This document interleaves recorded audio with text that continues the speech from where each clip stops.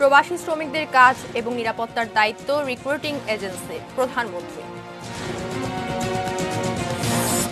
Clinical ট্রায়ালের জন্য টিকা উৎপাদনের অনুমতি পেল গ্লোব বায়োটেক। কাদের মির্জার বক্তব্যে তোলপাড়, কাউকে ছাড় নয় বললেন ওবায়দুল কাদের।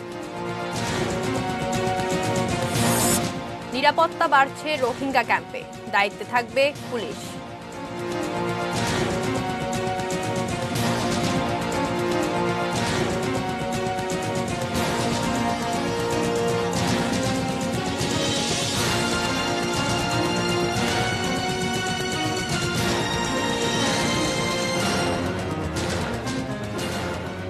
এটি নিউজ দেখছেন, নিউজ এট 8 এর সঙ্গে আছি আমি মিসাবিল মুনিয়া। শিরোনামগুলো শুনছিলেন।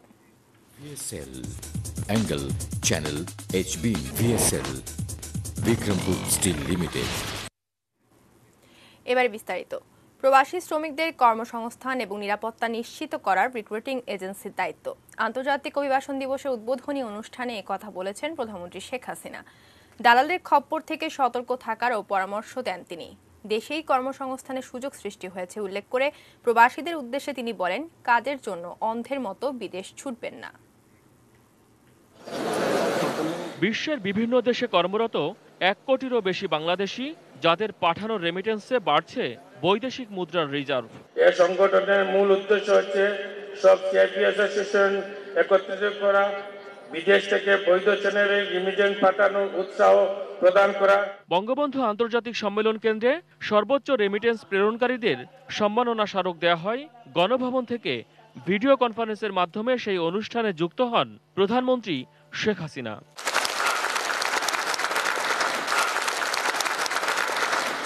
করোনা মহামারীর কারণে প্রবাসীদের বড় একটি অংশ কাজ হারিয়েছেন। দেশে ফিরেছেন অনেকেই, তবে তাদের হতাশ না হয়ে দেশেই ব্যবসার পরামর্শ দেন প্রধানমন্ত্রী। এখন আমাদের দেশে কাজেরও যেমন অভাব নেই, খাবারেরও অভাব নেই আল্লাহর রহমতে। কাজে এখন আর এই সোনার হরিণ ধরার পিছনে কেউ দয়া করে অন্ধের মতো ছুটবেন না। আপনারা নিবন্ধন করে তার মাধ্যমে যান, সেটাই আমরা চাই। কাজে এখানে হতাশ না হয়ে আপনারা পূর্ণ উদ্যমে আবার নিজেরাই নিজের দেশে কাজ করেন। আমাদের বড় বড় মেগা প্রজেক্টের কাজ কিন্তু অব্যাহত আছে। প্রধানমন্ত্রী জানান, সরকারের পক্ষ থেকে প্রবাসীদের সব ধরনের সহায়তা দেয়া হচ্ছে, তবে বিদেশে যাওয়ার আগে দক্ষতা অর্জনের পরামর্শ দেন তিনি। তবে এক্ষেত্রে অনেকেই হয়তো সঠিকভাবে ট্রেনিংটা না নিয়ে কোনো মতো একটা সার্টিফিকেট নিয়ে নেন এবং তারপরে যে বিদেশে যে সমস্যায় পড়েন। আমার মনে হয় এই কাজটা না করে আন্তরিকতার সাথে ট্রেনিংটা নিয়ে গেলে পরে তাহলে আর কেউ বিদেশে যে কোনো হেনস্থার শিকার হবেন না। আপনারা প্রশিক্ষণ নিয়ে দক্ষ কারিগর হয়ে যেন বাইরে যেতে পারেন, যেন সেখানে যে কোনো রকম অপমানজনক অবস্থায় পড়তে না হয়। বিদেশ যেন সোনার হরিণ, তাই অনেকেই দালালের খপ্পরে পড়ে অবৈধ পথে পাড়ি জমান। গন্তব্যে পৌঁছতে পারলেও পড়তে হয় অনিশ্চয়তায়, তাই এই বিষয়ে সকলকে সতর্ক করেন তিনি। শ্রমিক অভিবাসনের সঙ্গে যারা জড়িত, বিশেষ করে রিক্রুটিং এজেন্ট থেকে শুরু করে আমাদের মন্ত্রণালয়, তাদেরকে আমার অনুরোধ, এদেশের মানুষ কিন্তু মানুষ, সেভাবে তাদের মর্যাদা দিতে হবে। কর্মসংস্থান ঠিকমতো হচ্ছে কিনা, তাদের নিরাপত্তা ঠিকমতো আছে কিনা, বিশেষ করে আমাদের মেয়েরা যারা যায় তাদেরও নিরাপত্তার বিষয়টা, এটা সকলকেই লক্ষ্য রাখতে হবে। প্রবাসীদের সবাইকে বৈধ পথে রেমিটেন্স পাঠানো এবং দেশে বিনিয়োগেরও আহ্বান জানান প্রধানমন্ত্রী।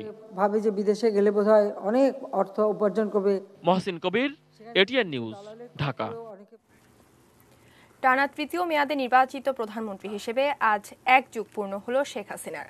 মোট 4 বারের প্রধানমন্ত্রী ও সংসদ নেতা হিসেবে প্রায় 17 বছর দায়িত্ব পালন করছেন তিনি।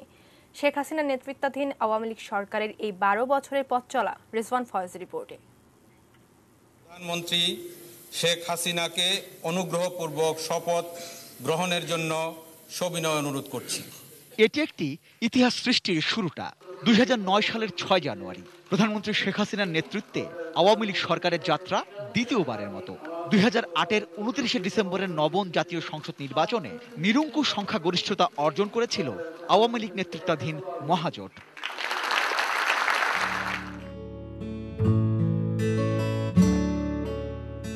এরপরই শেখ হাসিনার নেতৃত্বে উন্নয়নের মহাসড়কে যাত্রা নতুন এক বাংলাদেশের। এক পদ্মা সেতুই তো এখন এগিয়ে যাওয়া বাংলাদেশের বড় বিজ্ঞাপন। সামর্থ্য, আত্মমর্যাদা আর সাহসের প্রতীক হয়ে ওঠা পদ্মা সেতুর স্বপ্নপূরণ তো শেখ হাসিনার হাত ধরেই। পিতা বঙ্গবন্ধু শেখ মুজিবুর রহমানের আদর্শের পথ ধরেই তার কন্যা দেশকে এগিয়ে নিয়ে যাচ্ছেন উন্নয়নের মহাসোপানে। মেট্রো রেল, কর্ণফুলী টানেল, পারমাণবিক বিদ্যুৎ কেন্দ্র, আরো কত কত উন্নয়ন প্রকল্প যেন এরই সাক্ষ্য হয়ে মাথা উঁচু করে দাঁড়াচ্ছে। কোনো সাফল্যই বাধা ছাড়া আসে না। রাষ্ট্র ক্ষমতায় টানা 12 বছরের প্রতিটি মুহূর্ত নানা চ্যালেঞ্জ মোকাবেলায় এগিয়ে যেতে হচ্ছে শেখ হাসিনাকে। বঙ্গবন্ধু হত্যা আর যুদ্ধাপরাধের বিচার, এমন আরো নানা অর্জন সত্যি হতে পারে কদিন আগেও বিশ্বাস করতে পেরেছিলেন কতজন? কিংবা ডিজিটাল বাংলাদেশ, একসময় যারা একে শুধুই কথার কথা ভেবেছেন, তথ্য প্রযুক্তিময় এই বাংলাদেশ এখন তো সবার জন্যই বিস্ময়। আবার ধরুন, রোহিঙ্গাদের সাময়িক আশ্রয় দেবার সিদ্ধান্তে সারা বিশ্বে মানবিক বাংলাদেশের বিশাল এই ভাবমূর্তি তো তারই সিদ্ধান্তে। শেখ হাসিনার সরকারের যুগপূর্তিতে ইতিহাসের সবচেয়ে বড় চ্যালেঞ্জের মুখে বাংলাদেশ আওয়ামী লীগ সরকার। করোনা মহামারীর সংকট থেকে দেশ, দেশবাসী আর অর্থনীতিকে রক্ষার এই কঠিন চ্যালেঞ্জে শেখ হাসিনার নেতৃত্বই যেন এখন সবচেয়ে বড় ভরসার জায়গা। তবে রাষ্ট্র ক্ষমতা কিংবা নিরাপত্তার ঘেরাটোপ সবকিছু ছাপিয়ে সাধারণ মানুষের প্রধানমন্ত্রী হয়ে থাকাই যেন গত 12 বছরে প্রধানমন্ত্রী শেখ হাসিনার সবচেয়ে বড় অর্জন। বহুদূর বহুদূর হেঁটে এসেছো। Rezwan Faiz, ATN news, Dhaka. Graphics আর অ্যানিমেশনে দেখানো রঙিন স্বপ্ন এখনো অনেকটাই বাস্তব। সব ঠিক থাকলে আগামী বছরে চালু হতে যাচ্ছে কর্ণফুলী নদীর তলদেশ দিয়ে যাওয়া বঙ্গবন্ধু টানেল। দক্ষিণ এশিয়ার প্রথম এই টানেলের প্রকল্প এলাকা ঘুরে এসে জানাচ্ছেন আরাফাত সিদ্দিকী। ক্যামেরা ছিলেন সাইফুল ইসলাম। একটা সময় শুধু অ্যানিমেশন ভিডিওতেই দেখা গিয়েছে বঙ্গবন্ধু শেখ মুজিবুর রহমান টানেল। মাত্র 2 বছরে এখন তা অনেকটাই বাস্তব। চট্টগ্রামের পতেঙ্গা থেকে কর্ণফুলী নদীর তলদেশ দিয়ে এই টানেল বের হয়েছে আনোয়ারা উপজেলায়। 2 টিউবের এই টানেলে থাকছে 4 লেনের সড়ক। অনায়াসে চলতে পারবে প্রায় 16 ফুট উচ্চতার ভারী যানবাহন। একটা টানেলের মধ্যে 2টা টিউব, তার মধ্যে একটা টিউবের দৈর্ঘ্য হচ্ছে 2.45 কিলোমিটার, মানে ধরেন 2.5 কিলোমিটারের মতো। আর এছাড়া আমাদের 2 দিকে অ্যাপ্রোচ রোড আছে, ওইদিকে বায়োডাক্ট আছে। আমাদের প্রায় 5.4 কিলোমিটার হচ্ছে পুরো অ্যাপ্রোচ রুট, ইনক্লুডিং 727 মিটার একটা বায়োডাক্ট আছে। বায়োডাক্টটা আমাদের যেটা আমাদের সিইউএফএল এবং কাফকোর মাঝখান দিয়ে যাবো, ওইখানে একটা বেল্টকে অতিক্রম করার জন্য। তো সুতরাং এই কাজগুলো আমাদের পুরোদমে এখন শুরু হয়ে গেছে। আমরা আশা করতেছি সবগুলো কাজ ইন অল রেসপেক্ট আমরা 2022 সালের ডিসেম্বরের মধ্যে শেষ করতে পারবো বলে আশা রাখি। করোনায় কিছুটা স্থবিরতা কাটিয়ে আনোয়ারা থেকে দ্বিতীয় টিউবের খনন কাজ শুরু হয়েছে গেল মাসে। 2 প্রান্তের অ্যাপ্রোচ রোড নির্মাণের কাজও এগিয়েছে বহুদূর। এরই মধ্যে যান চলাচলের জন্য খুলে দেওয়া হয়েছে ঢাকা চট্টগ্রাম মহাসড়ক থেকে পতেঙ্গা পর্যন্ত 4 লেনের বাইপাস মেরিন ড্রাইভ সড়ক। যেটা কোভিড সিচুয়েশনে আমরা একটু প্রবলেমে পড়া হয়েছিল, তবু আমরা আমাদের ঊর্ধ্বতন কর্তৃপক্ষের সহায়তায় আমরা বিভিন্ন প্রবলেমগুলো ওভারকাম করে আমরা সীমিত আকারে টানেল এক্সকাভেশনের কাজ চালিয়ে যেতে পেরেছি, যার ফলে আমরা কাজ বন্ধ করতে হয় নাই। এই টানেল যুক্ত হবে এশিয়ান হাইওয়ের সঙ্গে। ঢাকা থেকে কমে আসবে পর্যটন নগরী কক্সবাজারের দূরত্ব। চট্টগ্রাম হবে সাংহাইয়ের আদলে 1 সিটি 2 টাউন। গুরুত্ব বাড়বে মহেশখালীতে নির্মাণ হতে যাওয়া গভীর সমুদ্র বন্দরের। চলতি বছরের শেষ নাগাদ আনোয়ারা থেকে কর্ণফুলী টানেলের দ্বিতীয় টিউবটি এই পতেঙ্গা প্রান্তে এসে যোগ হবে। তারপর হয়তো আরও একটি বছর, অর্থাৎ সব ঠিক থাকলে 2022 সালের শেষ নাগাদ বঙ্গবন্ধু শেখ মুজিবুর রহমান টানেল বাংলাদেশের গৌরব, সমৃদ্ধি ও উন্নয়নের প্রতীক হয়ে উঠবে। Arafat Siddiqui, ATN news, Chattogram. দেশের করোনা পরিস্থিতির খবর জানাবো। 24 ঘন্টায় দেশে করোনা ভাইরাসে আক্রান্ত হয়ে আরও 17 জনের মৃত্যু হয়েছে। এ নিয়ে মোট মৃতের সংখ্যা 7,687। নতুন করে শনাক্ত হয়েছে 978 জন। সব মিলিয়ে আক্রান্তের সংখ্যা দাঁড়িয়েছে 5,18,898-এ। বুধবার বিকেলে স্বাস্থ্য অধিদপ্তরের অতিরিক্ত মহাপরিচালক অধ্যাপক ডাক্তার নাসিমা সুলতানা স্বাক্ষরিত এক প্রেস বিজ্ঞপ্তিতে এসব তথ্য জানানো হয়।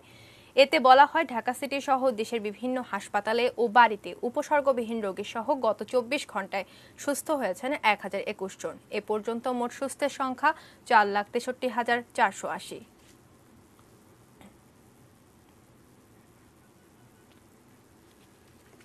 ক্লিনিক্যাল ট্রায়ালের জন্য প্রয়োজনীয় টিকা উৎপাদন করার অনুমোদন পেয়েছে দেশীয় প্রতিষ্ঠান গ্লোব বায়োটেক। ওষুধ প্রশাসন অধিদপ্তর গ্লোব বায়োটেককে এই টিকা উৎপাদনের অনুমতি দিয়েছে। তারা এই টিকার নাম দিয়েছেন বঙ্গোভ্যাক্স। গত বছরের 2 জুলাই নতুন করোনা ভাইরাসের টিকা উদ্ভাবনের দাবি করে গ্লোব বায়োটেক লিমিটেড প্রতিষ্ঠানটি গত 8 মার্চ এই টিকা তৈরির কাজে হাত দেয়। বিশ্ব স্বাস্থ্য সংস্থার তালিকায় টিকা উৎপাদনের সক্ষম প্রতিষ্ঠান হিসেবে বাংলাদেশের গ্লোব বায়োটেকের নাম রয়েছে। এর আগে প্রতিষ্ঠানটির গবেষণা ও উন্নয়ন শাখার প্রধান আসিফ মাহমুদ জানিয়েছিলেন, বিভিন্ন দেশে যে 156টি টিকা পরীক্ষামূলক প্রয়োগের পূর্বাবস্থায় আছে তার মধ্যে গ্লোবের 3টি টিকাও রয়েছে। করোনার টিকা আমদানি নিয়ে নানা আলোচনার মধ্যেই বুধবার গ্লোব এই অনুমোদন পেল।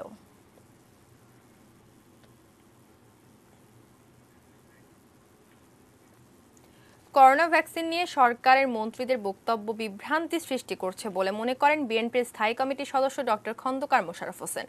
সকালে গুলশানের দলের চেয়ারপারসনের কার্যালয়ে এক সংবাদ সম্মেলনে এ মন্তব্য করেন তিনি। বলেন, উৎপাদনকারীর সাথে সরকার সরাসরি চুক্তি না করায় ভ্যাকসিনের দাম দ্বিগুণ হচ্ছে, ফলে আর্থিকভাবে ক্ষতিগ্রস্ত হচ্ছে দেশ। ভ্যাকসিন নিয়ে ব্যবসা করার সুযোগ দিয়ে সরকার স্বার্থান্বেষী মহলকে লাভবান করছে বলেও অভিযোগ করেন ডক্টর খন্দকার মোশাররফ। বলেন, এক এক মন্ত্রীর এক এক রকম কথায় জনগণ বিভ্রান্ত। সঠিক বন্টন তালিকা না থাকা এবং স্বাস্থ্য খাতে দুর্নীতির কারণে ভ্যাকসিন সাধারণ মানুষের কাছে পৌঁছানোর বিষয়েও সন্দেহ প্রকাশ করেন ডক্টর মোশাররফ। ভ্যাকসিন পেতে মরিয়া গোটা দুনিয়ায়। অসম প্রতিযোগিতার কারণে নিম্ন মধ্য আর নিম্ন আয়ের 90টিরও বেশি দেশের মানুষ বঞ্চিত হতে পারে কোভিড ভ্যাকসিন থেকে। এমন সময় অর্ডার করা 3 কোটি ভ্যাকসিন পেতে বাংলাদেশে আলোচনা বেক্সিমকো, সিরাম ইনস্টিটিউট, ভারত সরকার। কিন্তু ভ্যাকসিন পাবার উপায় প্রক্রিয়া আদতে কি, তা নিয়ে এটিএন নিউজের মুখোমুখি বেক্সিমকো বস নাজমুল হাসান। সাদাত হাবিবি সেতু রিপোর্ট। 800 কোটি মানুষের এই দুনিয়া এখন করোনা থেকে মুক্তির অপেক্ষায়। ইতিমধ্যেই 20টির বেশি দেশে শুরু হয়ে গেছে করোনা ভ্যাকসিন কার্যক্রম। বাংলাদেশ বেক্সিমকোর মাধ্যমে ভারতের সেরাম ইনস্টিটিউট থেকে টিকা কেনার চুক্তি করে রেখেছে আগেই। তবে এই প্রক্রিয়ায় বেক্সিমকোর অন্তর্ভুক্তি নিয়ে নানান আলোচনা। সেই সব প্রশ্ন নিয়েই এটিএন নিউজের নিয়মিত আয়োজনে বিশেষ অতিথি বেক্সিমকো ফার্মাসিউটিক্যালসের ব্যবস্থাপনা পরিচালক Nazmul Hasan Papon. Government to government ব্যাপারটি হওয়ার কোনো সুযোগ নেই কেন? কোনো একটা দেশে ওই দেশে তাদের একটা লোকাল এজেন্ট অথবা নিজস্ব অফিস থাকতে হয়।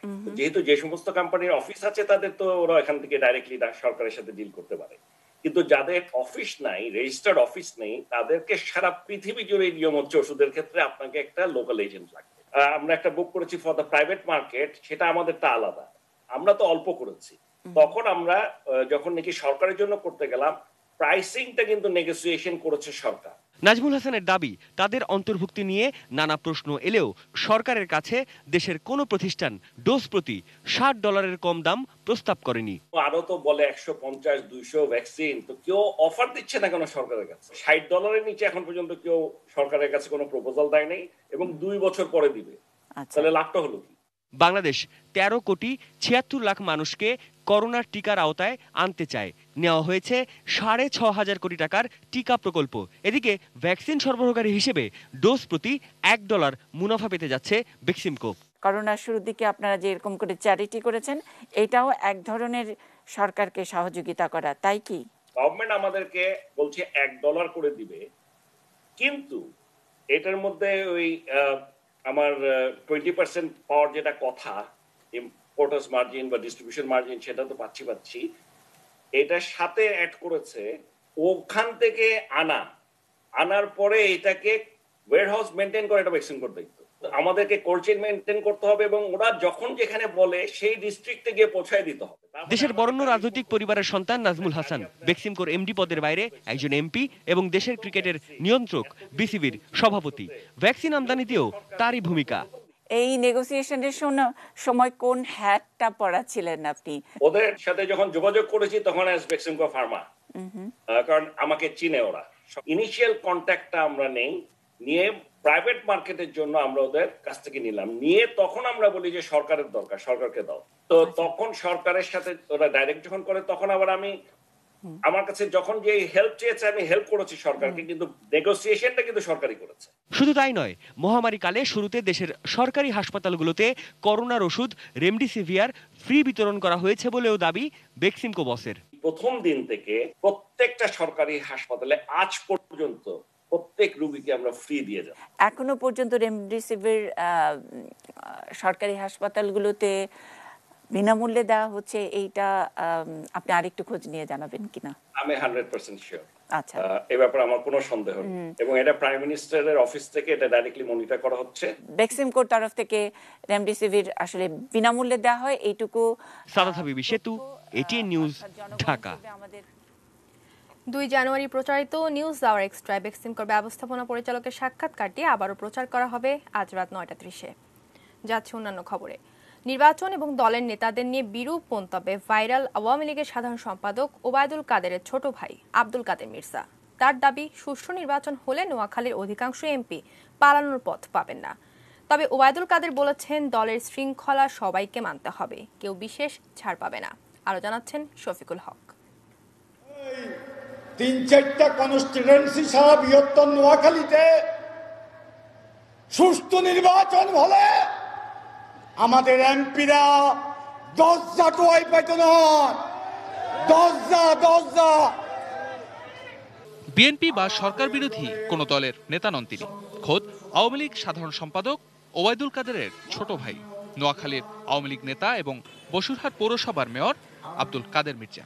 তার এমন বক্তব্য সামাজিক যোগাযোগ মাধ্যমে রীতিমতো ভাইরাল, উত্তাপ ছড়িয়েছে রাজনীতিতেও। আমি কি এখন তাদের চাপে, নেতাদের চাপে আমি কি এখন ভোট চুরির রাজনীতি করতে পারবো? এর পক্ষে কথা যে কেন্দ্রে কোন ভোট ডাকাতি হবে, দরকার 10 বার ভোট হইব, কোন অবৈধ নির্বাচন আমি মানবো না। কাদের মির্জার এমন বক্তব্যে হতভাগ আওয়ামী লীগের কেন্দ্রীয় নেতারাও। দায়িত্বশীল জায়গায় থেকে দল বিব্রত হয় এমন বক্তব্য না দেওয়ারও আহ্বান তাদের। দলের নেতাকর্মী যারা, তাদেরকে কথাবার্তা এবং আচরণ দায়িত্বশীল হওয়া উচিত। অদায়িত্বশীল কথাবার্তা কখনোই গ্রহণযোগ্য নয়। যিনি কথা বলেছেন তার মধ্যে দায়িত্বশীলতার যথেষ্ট ঘাটতি আছে, কারণ কারোর সঙ্গে রাজনীতিতে দ্বন্দ্ব থাকতে পারে, সেই কারণে এমন কোনো কথা বলা যাবে না যেটা নিয়ে দলকে বিব্রত হতে হয়। যদিও আলোচনা সমালোচনার মধ্যেই ভোল পাল্টেছেন কাদের মির্জা। সংবাদ বিজ্ঞপ্তি পাঠিয়ে দাবি করেছেন গণমাধ্যমে খণ্ডিত বক্তব্য এসেছে তার। এরই মধ্যে কাদের মির্জার বড় ভাই আওয়ামী লীগের সাধারণ সম্পাদক ওবায়দুল কাদেরও জানিয়েছেন, কোনো বিশেষ ক্ষেত্রে কাউকে ছাড় দেওয়ার সুযোগ নেই। শৃঙ্খলা ভঙ্গের বিষয়ে শেখ হাসিনা যে ব্যবস্থাই নেবেন দলের সভাপতি হিসাবে, এ ব্যাপারে আমরা কেন্দ্র থেকে তৃণমূল পর্যন্ত কেউই ছাড় পাবে না, এবং শৃঙ্খলা ভঙ্গ করলে শৃঙ্খলা ভঙ্গের অভিযোগে শাস্তি, এটা কারো ক্ষেত্রে এটা বিশেষ কোনো ছাড় দেওয়ার বিষয় না, এটা সুযোগও নেই। যে দেয়াল। শফিকুল হক, এটিএন নিউজ, ঢাকা। রোহিঙ্গা প্রসঙ্গ। কক্সবাজারের রোহিঙ্গা ক্যাম্পে নিরাপত্তা আরও বাড়াচ্ছে সরকার। নিরাপত্তার মূল দায়িত্বে থাকবে পুলিশ, প্রয়োজনে র্যাব, বিজিবি বা সেনাবাহিনীর সহায়তাও নেওয়া হবে। এছাড়া শিগগিরই রোহিঙ্গা প্রত্যাবাসনের আশা করছে সরকার। আরিফ জামালের রিপোর্টে বিস্তারিত। মিয়ানমার থেকে বাংলাদেশে আশ্রয় নেওয়া রোহিঙ্গাদের অনেকেই ইয়াবা ব্যবসার সঙ্গে জড়িত। আর এই মাদক ব্যবসার কারণে মাঝে মধ্যেই আইনশৃঙ্খলা পরিস্থিতির অবনতি হয় রোহিঙ্গা ক্যাম্পে। এ কথা জানালেন স্বরাষ্ট্রমন্ত্রী আসাদুজ্জামান খান কামাল। আমাদের গোয়েন্দা রিপোর্ট আছে, সেইখানে নাকি প্রায়শই কলহ হয়। সেই কলহর জের ধরে আমরা শুনেছি খুনাখুনিও হচ্ছে এবং 2-4টি খুনও হয়েছে, এবং কিছু নতুন বাহিনীরও তৈরি হয়েছে। এইটা যাতে না বাড়ে সেই জন্যই পুলিশের টহল মানে রাত্রে দিনে অব্যাহত থাকবে। রাত্রের টহলটা আরও জোরদার করার জন্য ব্যবস্থা নেওয়া হচ্ছে। বুধবার সচিবালয়ে রোহিঙ্গা বিষয়ে গঠিত জাতীয় নিরাপত্তা কমিটির প্রথম সভা শেষে স্বরাষ্ট্রমন্ত্রী জানান, রোহিঙ্গারা যেন যত্রতত্র যেতে না পারে সেজন্য কক্সবাজার রোহিঙ্গা ক্যাম্পের চারপাশে কাঁটাতারের বেড়াসহ ওয়াকওয়ে, ওয়াচ টাওয়ার নির্মাণ এবং সিসিটিভি স্থাপন করা হবে। যে কাজটি করবে সেনাবাহিনী। যখন যেখানে যা দরকার সেখানে সেনাবাহিনী চলে আসবে। এখন আমাদের অভ্যন্তরীণ আইন শৃঙ্খলা রক্ষার জন্য পুলিশ থাকবেন। প্রয়োজন বোধে যদি প্রয়োজন মনে করে পুলিশ যে সেনাবাহিনীর প্রয়োজন হবে, তখন সেনাবাহিনীও তার পাশে থাকবে আইন শৃঙ্খলা রক্ষার জন্য। ভাষাঞ্চরে থানা এবং ফায়ার স্টেশন করা হয়েছে বলে জানান মন্ত্রী।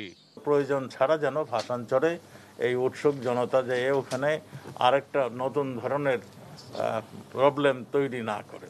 রোহিঙ্গাদের মিয়ানমারে পাঠানোই সরকারের মূল লক্ষ্য মন্তব্য করে স্বরাষ্ট্রমন্ত্রী জানান, প্রত্যাবাসন নিয়ে চীন, জাপান এবং জার্মানির সঙ্গেও আলোচনা হয়েছে।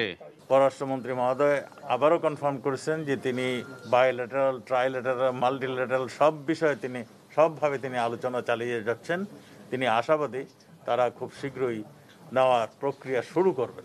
রোহিঙ্গাদের জন্য 180টি এনজিও কাজ করছে, এর মধ্যে ভাষাঞ্চরে কাজ শুরু করেছে 22টি এনজিও। ইতিমধ্যেই এনজিও ব্যুরো এবং RRRC কয়েকটা এনজিওকে নিষিদ্ধ ঘোষণা করছেন, তারা ওখানে আর কাজ করতে পারবেন না। Arif Jamal, ATN news, Dhaka. News at 8 সময় হলো 32টি বিরতি নিয়ে, আর বিরতির পর যা থাকছে। করোনার বছরেও পরিবহন দুর্ঘটনায় নিহত 5,000। অস্ত্র মামলায় 7 খুনের আসামি নূর হোসেনের যাবজ্জীবন।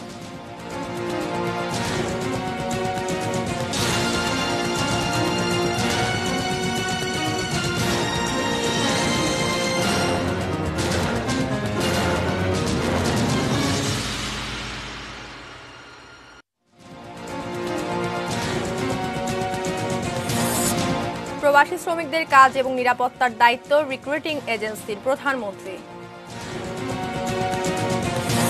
ক্লিনিক্যাল ট্রায়ালের জন্য টিকা উৎপাদনের অনুমতি পেল গ্লোব বায়োটেক।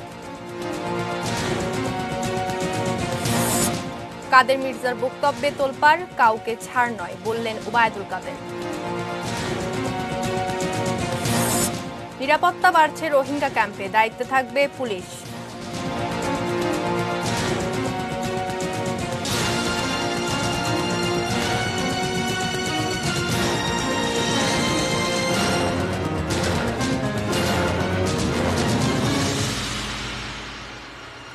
আরও একবার আমন্ত্রণ জানাচ্ছি নিউজ এট 8-এ। ধন্যবাদ সঙ্গে থাকার জন্য। জানাবো অন্যান্য সংবাদ।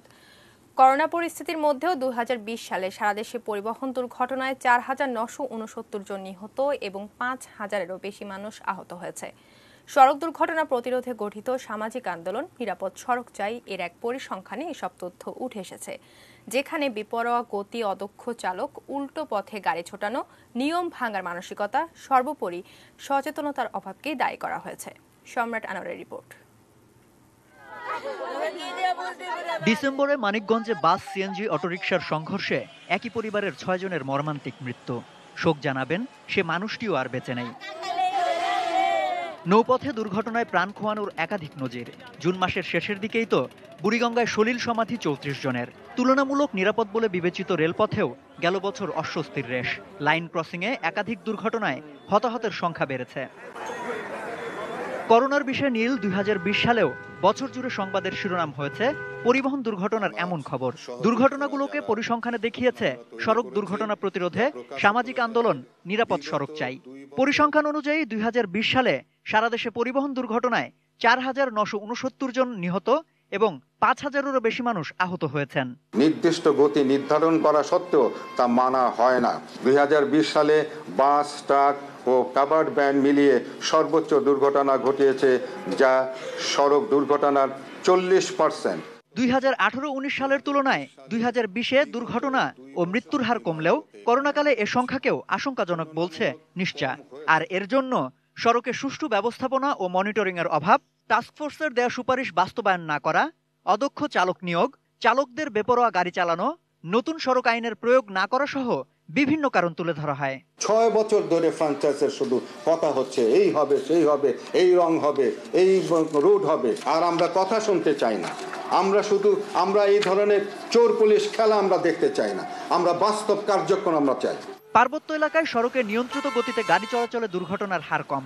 এটিকে দৃষ্টান্ত ধরে দেশের দুর্ঘটনাপ্রবণ এলাকার সড়ক মহাসড়কে নিয়ন্ত্রিত গতিতে যানবাহন চলাচলে গুরুত্ব আরোপ করা হয় প্রতিবেদনে। সম্রাট Anwar, ATN news, Dhaka. British বিরোধী আন্দোলনের নেতা যতীন্দ্রমোহন সেনগুপ্তের স্মৃতি বিজড়িত ঐতিহাসিক বাড়িটির রক্ষা কবচ হয়ে এলো হাইকোর্টের একটি আদেশ। একটি রিটের শুনানি শেষে আদালত শিশুবাগ স্কুল নামে পরিচিত বাড়িটিকে না ভাঙার নির্দেশ দিয়েছেন। একই সঙ্গে বাড়িটি রক্ষায় চট্টগ্রামের জেলা প্রশাসক সহ বিবাদীদের ব্যর্থতাকে কেন বেআইনি ঘোষণা করা হবে না তা জানতে চেয়ে রুলও জারি করেছেন। চট্টগ্রাম প্রতিনিধি মনুল ইসলামকে নিয়ে বিস্তারিত জানাচ্ছেন জাভেদ আক্তার। চট্টগ্রামের রহমতগঞ্জের এই বাড়িটির একটি ঐতিহাসিক মূল্য রয়েছে। ভারতীয় কংগ্রেসের নেতা আইনজীবী যাত্রামোহন সেনগুপ্ত বাড়িটি নির্মাণ করেছিলেন। মহাত্মা গান্ধী, সুভাষচন্দ্র বসু, শরৎ বসু, মোহাম্মদ আলী ও শওকত আলী সহ কংগ্রেসের শীর্ষ নেতাদের আনাগোনা ছিল এই বাড়িতে। ব্রিটিশ বিরোধী আন্দোলনের বিপ্লবীরাও এই বাড়ির সঙ্গে ওতপ্রোতভাবে জড়িত ছিলেন। ব্রিটিশ শাসকদের রোষানলে পড়ে 1933 সালে কারাগারে যতীন্দ্রমোহনের মৃত্যুর পর তার স্ত্রী নেলি সেনগুপ্তা 1970 সাল পর্যন্ত এ বাড়িতে ছিলেন। 19 ঘন্টায় এক কড়া পরিমাণ জমিটি পরে শত্রু সম্পত্তি হিসেবে ঘোষিত হয়। এরপর চট্টগ্রাম জেলা প্রশাসনের কাছ থেকে শামসুদ্দিন মোহাম্মদ ইসহাক নামে এক ব্যক্তি জমিটি ইজারা নিয়ে বাংলা কলেজ প্রতিষ্ঠা করেন। পরে নাম বদলে 1975 সালে সেই ভবনে শিশুবাগ স্কুল প্রতিষ্ঠা করা হয়। বর্তমানে প্লে থেকে পঞ্চম শ্রেণী পর্যন্ত 5 শতাধিক ছাত্রছাত্রী স্কুলটিতে পড়ালেখা করছে। সোমবার দুপুরের পর বাড়িটি দখলে নিতে আসে এলাকার ফরিদ চৌধুরীর লোকজন। এ সময় বুলডোজার দিয়ে ভেঙে ফেলা হয় ভবনটির সামনের বড় একটি অংশ। পুলিশ ফোর্স এনে তারপর বুলডোজার এনে 200 বছরের পুরানো এই বিল্ডিংটা ভেঙে দেওয়ার অধিকার কে রাখে? আমাদের নতুন প্রজন্মকে এই সংস্কৃতি তুলে দেওয়ার জন্য এই যে হেরিটেজ ভবনটি কোনোভাবেই ভাঙা যাবে না। এই রায়ের অধীনে জেলা প্রশাসনের ম্যাজিস্ট্রেট নাজির, পুলিশ প্রশাসনের টাকা জমা করছি, পুলিশ দিয়েছে তারা। এটা সম্পর্কে এখানে জেলা প্রশাসনের কোনো যে অফিসার এটা উচ্ছেদের জন্য সেখানে নিয়োগপ্রাপ্তও হয়নি এই জায়গার মধ্যে। এখন স্টিল আমাদের এখানে যে ইজারা সেটা বহাল আছে। হিন্দু বৌদ্ধ খ্রিস্টান ঐক্য পরিষদের সাধারণ সম্পাদক অ্যাডভোকেট রানা দাশগুপ্ত সহ বিভিন্ন জনের হস্তক্ষেপে ওই দিন ভবন ভাঙা বন্ধ রাখা হয়। আমরা পরিষ্কারভাবে সরকারকে বলতে চাই, এই জ্যামসন ভবনে যাতে সমস্ত বিপ্লবীদের যারা ব্রিটিশ ভারতের সাম্রাজ্যবাদের বিরুদ্ধে স্বাধীনতার জন্য যারা লড়াই করেছেন তাদের স্মৃতি রক্ষার্থে সেখানে একটি জাদুঘর স্থাপন করা হোক। শেষ পর্যন্ত সুপ্রিম কোর্টের আইনজীবী অ্যাডভোকেট মাসুদ আলম চৌধুরী ওই বাড়ি রক্ষায় হাইকোর্টে রিট করেন। বুধবার বিচারপতি JBM হাসান ও বিচারপতি মোহাম্মদ খায়রুল আলমের হাইকোর্ট বেঞ্চ ওই রিটের শুনানি নিয়ে বাড়িটি ভাঙার উপর স্থিতাবস্থার আদেশ দেন। সংবিধানের 24 অনুচ্ছেদে বলা আছে, এই সকল ঐতিহাসিক গুরুত্বপূর্ণ স্থানসমূহ সরকার বিশেষ বিবেচনার সাথে এগুলি প্রোটেক্ট করবেন এবং প্রিজার্ভ করবেন। যেহেতু সরকার এটা করতে ব্যর্থ হয়েছে, আমরা বিক্ষুব্ধ হয়ে আজকে এই রিট পিটিশন করেছি। দেশপ্রিয় যতীন্দ্রমোহনের বাড়িটি স্মৃতি বিজড়িত স্থান হিসেবে সংরক্ষণের দাবি জানিয়েছে চট্টগ্রামের সংস্কৃতি কর্মী ও বিশিষ্ট জনেরাও। Javed Akhtar, ATN news, Dhaka. কালো টাকা সাদা হওয়ায় অর্থনীতি বেগবান হচ্ছে, দাবি অর্থমন্ত্রী আ.হ.ম মুস্তফা কামালের। সিঙ্গাপুরে অবস্থানরত অর্থমন্ত্রীর সভাপতিত্বে অনুষ্ঠিত সরকারি ক্রয় সংক্রান্ত মন্ত্রিসভা কমিটির বৈঠক শেষে অনলাইনে ব্রিফিংয়ে সাংবাদিকদের কাছে এমন মন্তব্য করেন তিনি। এই টাকাগুলো কোথায় যাচ্ছে? এগুলো তো আমাদের পুঁজিবাজারে যাচ্ছে, পুঁজিবাজার সেখানে ট্রানজাকশনগুলো হচ্ছে এবং এই অফিসিয়ালি এই টাকাগুলো আসার কারণে আমাদের ইকোনমিতে একটা বিরাট চাঞ্চল্য সৃষ্টি হয়েছে, একটা বিরাট উদ্দীপনা দেখা দিচ্ছে। তো এতে করে ইকোনমি অনেক বেগবান হচ্ছে, ইকোনমি আরো শক্তিশালী হচ্ছে। আমি মনে করি যে আমাদের যে উদ্দেশ্য সেটা আমরা সফল হয়েছি। গত 12 বছরে সরকারের বড় ব্যর্থতা হলো স্বাধীনতা বিরোধী অপশক্তি নির্মূল না হওয়া। এ মন্তব্য তথ্যমন্ত্রী ডক্টর হাসান মাহমুদের। বুধবার সচিবালয়ে চলচ্চিত্র ও প্রকাশনা অধিদপ্তর প্রকাশিত সচিত্র বঙ্গবন্ধু অ্যালবামের মোড়ক উন্মোচন অনুষ্ঠানে একথা বলেন তিনি।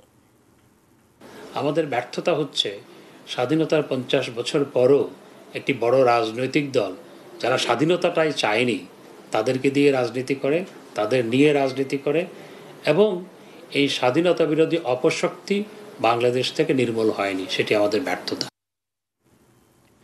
নারায়ণগঞ্জের আলোচিত ৭ খুন মামলার মৃত্যুদণ্ডপ্রাপ্ত আসামি নূর হোসেনকে অস্ত্র মামলায় যাবজ্জীবন কারাদণ্ড দিয়েছেন আদালত। আজ দুপুরে জেলার অতিরিক্ত জেলা ও দায়রা জজ দ্বিতীয় আদালত এবং বিশেষ ট্রাইব্যুনালের বিচারক বেগম সাবিনা ইয়াসমিন এ রায় দেন। রাষ্ট্রপক্ষের আইনজীবী জানান, ২০১৪ সালের ২৮ এপ্রিল আসামি নূর হোসেন সহ তার সহযোগীদের অস্ত্রের লাইসেন্স বাতিল করা হয়। অন্য সহযোগীরা বিভিন্ন মাধ্যমে তাদের অস্ত্র জমা দিলেও নূর হোসেন তার অস্ত্রটি নিজের কাছে রাখেন। ওই বছরের ৫ মে নূর হোসেনের বাড়িতে আইনশৃঙ্খলা বাহিনী অভিযান চালালেও সেটি পাওয়া যায়নি। পরে একই বছরের ২রা আগস্ট রাজধানীর মালিবাগ রেল ক্রসিং এলাকায় দুর্ঘটনা কবলিত একটি প্রাইভেট কার থেকে নূর হোসেনের সেই অস্ত্রটি উদ্ধার করে রেলওয়ে পুলিশ।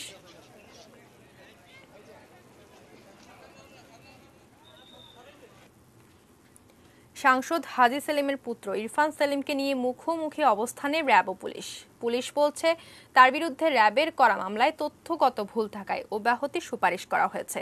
অন্যদিকে র্যাব বলছে, সুনির্দিষ্ট তথ্যের ভিত্তিতেই তারা অভিযান চালিয়েছেন এবং ইরফান সেলিমের বিরুদ্ধে আনা সবগুলো অভিযোগই সত্য। তাহলে ভুলটা কার, জানার চেষ্টা করেছেন সাব্বির আহমেদ।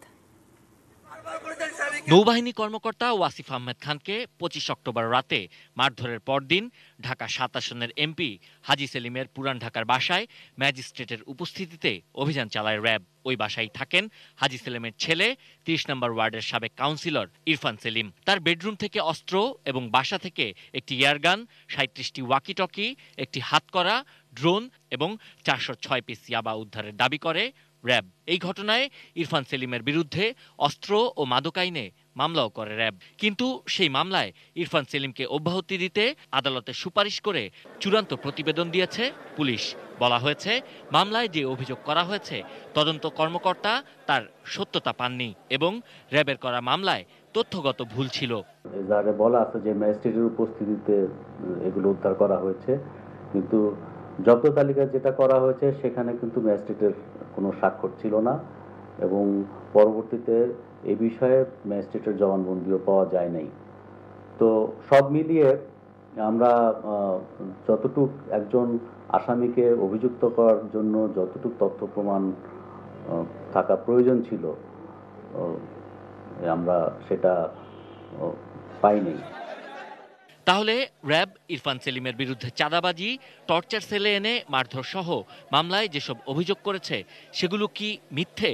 আমরা যে অভিযানটি পরিচালনা করেছি, যে ধরনের তথ্য, যে ধরনের আলামত আমরা পেয়েছি, সে সকল বিষয়কে খুব স্পষ্ট করে এজাহারে উল্লেখ করা হয়েছে। সমস্ত অপারেশন, সকল কর্মকাণ্ড এক ধরনের স্বচ্ছতার দ্বারা এবং জবাবদিহিতার দ্বারা আবর্তিত হয়। তাহলে এর দায় কার? প্রশ্ন ছিল সাবেক এই পুলিশ কর্মকর্তা ও আইনজীবীর কাছে। কিন্তু এখন ম্যাজিস্ট্রেট যেহেতু ওই সিরিয়াসলি করে নাই, এটা ধরে না হয় উনি ওখানে ছিলেন না। সাধারণত ম্যাজিস্ট্রেটের সামনে কোনো কিছু জব্দ হইলে ম্যাজিস্ট্রেট সাইন করেন, এটাই তো বিধান আমরা জানি। তাহলে সেখানে তো তদন্তকারী অফিসারের একটা স্কোপ পেয়েছে ফাইনাল রিপোর্ট দেওয়ার। তদন্তকারী কর্তৃপক্ষ তাদের বিরুদ্ধে সাবস্টেন্সিয়াল হয়তো এভিডেন্স পাননি, তারা বলতে চাচ্ছেন, সেটি আদালতের সামনে দেওয়া হয়েছে। এখন আদালতকেই আপনার এই তদন্ত রিপোর্ট গ্রহণ বা পুনঃতদন্ত বা যেটি আদালত যথাযথ মনে করেন, এই ম্যাটেরিয়াল অন এভিডেন্স যেটি আদালতের সামনে উপস্থাপিত হবে সেটি দেখে। ইরফান সেলিমের বিরুদ্ধে অস্ত্র ও মাদকের মামলায় পুলিশ অব্যাহতির সুপারিশ করলেও নৌবাহিনী কর্মকর্তাকে মারধরের মামলায় এখনও তদন্ত প্রতিবেদন বা চার্জশিট দেয়নি police. Sabbir Ahmed, ATN news, Dhaka. Social ইসলামী ব্যাংক লিমিটেড বাণিজ্য সংবাদ। নাভানা লিমিটেড আনুষ্ঠানিকভাবে উন্মোচন করল টয়োটার নতুন করোলা ক্রস 1.8 লিটার হাইব্রিড সিরিজের গাড়ি। ভার্চুয়াল প্ল্যাটফর্মের মাধ্যমে ক্রসওভার মডেলের গাড়িটি উন্মোচন করেন নাভানা লিমিটেডের অপারেটিভ ডিরেক্টর হামিদুর রহমান সাইমন ও টয়োটা টুশো কর্পোরেশনের চিফ রিপ্রেজেন্টেটিভ এবং জেনারেল ম্যানেজার তরুমরি। এছাড়া টয়োটা টুশো এশিয়া প্যাসিফিকের general manager Yasuhiro Miura Singapore থেকে অনলাইনের মাধ্যমে অনুষ্ঠানে যোগ দেন। করোলা ক্রস মডেলটি ব্যবহারকারীকে একটি ধারাবাহিক পারফরমেন্স, টেকসই গতিশীলতা, জ্বালানি সাশ্রয়ী এবং পরিবেশ বান্ধব অভিজ্ঞতা দেবে বলে দাবি কর্তৃপক্ষের।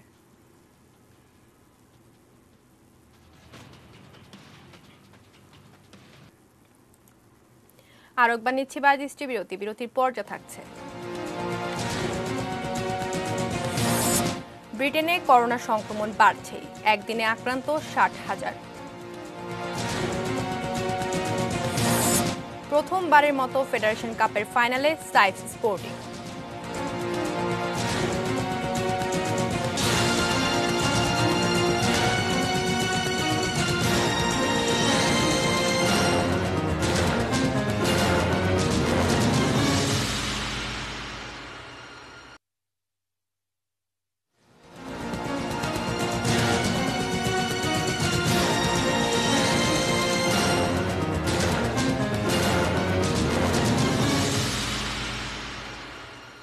আর একবার আমন্ত্রণ জানাচ্ছি নিউজ এট 8 ধন্যবাদ সঙ্গে থাকার জন্য।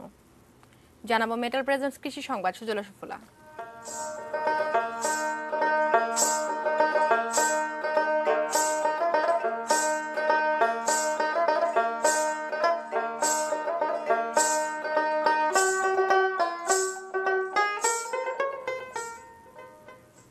শিমের পোকামাকড় ও রোগবালাই দমনে আইপিএম প্রযুক্তি ব্যবহারে সাফল্য পেয়েছেন শেরপুরের কৃষকরা। নিরাপদ শিম উৎপাদন বিষয়ে এক গবেষণা প্রতিবেদনে এমন তথ্য জানানো হয়েছে। কৃষি বিশেষজ্ঞরা বলছেন, জৈব বালাইনাশক, ফেরোমন ও হলুদ আঠালো ফাঁদ, হাত বাছাই এবং উপকারী জীবাণু রক্ষার সমন্বয়ে ফসলকে রোগবালাইয়ের হাত থেকে রক্ষা করা যায়। কীটনাশক কম লাগায় উৎপাদন খরচ কমে যায় শতকরা 25 থেকে 50 ভাগ। আবার শিমের উৎপাদন বাড়ে প্রায় 20 ভাগ। বাজারে বিষমুক্ত শিমের চাহিদা বেশি, দামও ভালো পান কৃষকরা। কৃষি বিজ্ঞানীরা আশা করছেন এ প্রযুক্তি সারা দেশে ছড়িয়ে পড়বে, ফলে বিষমুক্ত নিরাপদ শিম ও অন্যান্য সবজি চাষে সাফল্য পাওয়া যাবে। দেশের বাইরের খবর।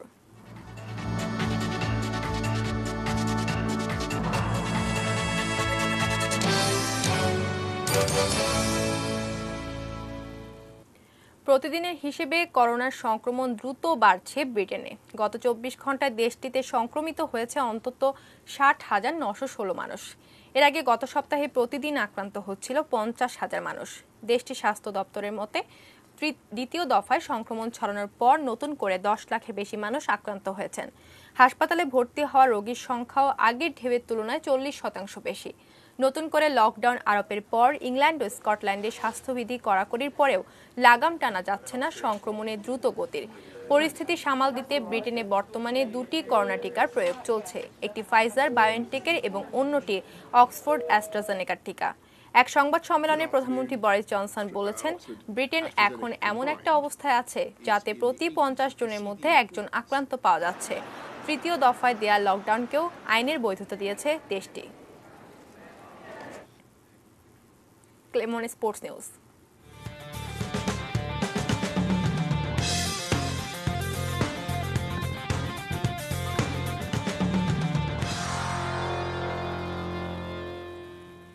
প্রথমবারের মতো ফেডারেশন কাপ ফুটবলের ফাইনালে উঠল সাইফ স্পোর্টিং ক্লাব।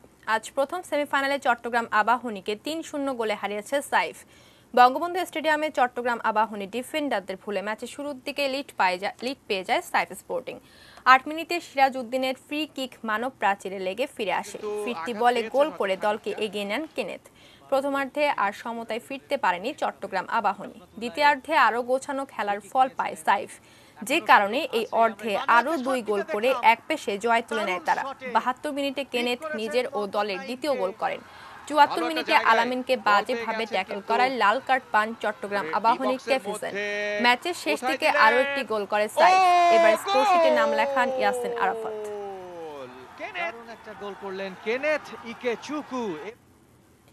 আগামী 10 জানুয়ারি প্রথমবারের মতো অনুষ্ঠিত হবে বঙ্গবন্ধু শেখ মুজিব ঢাকা ম্যারাথন। এতে অংশ নিতে মুখিয়ে আছেন বিদেশি দৌড়বিদ্যা। প্রতিযোগিতায় অংশ নিতে এরই মধ্যে ঢাকায় পা রেখেছেন 29 জন বিদেশি। বুধবার স্পেন, লেসোথো, বেলারুশ, ইউক্রেন এবং ভারত হতে 9 দৌড়বিদ বাংলাদেশে এসেছেন। এই প্রতিযোগিতায় মোট 35 জন বিদেশি দৌড়বিদের অংশ নেওয়ার কথা রয়েছে। সব ঠিক থাকলে বাকি 8 জনও বৃহস্পতিবারই বাংলাদেশে আসবেন। করোনায় বিশ্বের ম্যারাথন প্রতিযোগিতা বন্ধ থাকায় বঙ্গবন্ধু শেখ মুজিব ঢাকা ম্যারাথনে অংশ নিতে এসে দারুণ উচ্ছ্বসিত অ্যাথলেটরা।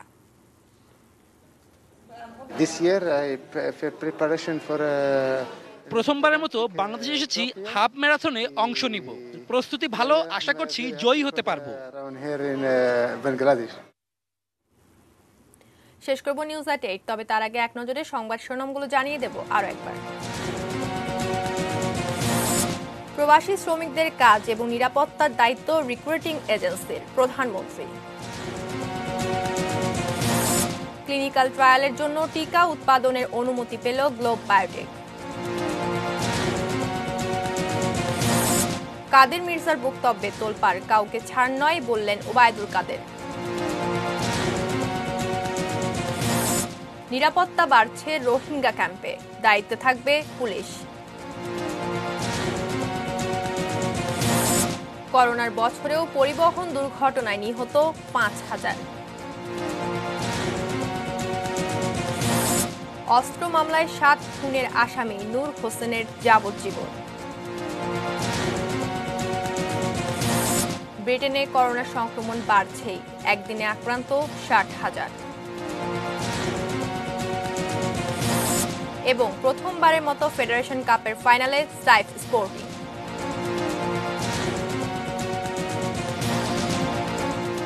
এই ছিল নিউজ এট ৮। সঙ্গে থাকুন, দেখতে থাকুন এটি নিউজ। এটি নিউজের ব্রেকিং নিউজ মোবাইলে পেতে টাইপ করুন START স্টার্ট স্পেস AN এবং পাঠিয়ে দিন 5959 এই নম্বরে। ধন্যবাদ সবাইকে।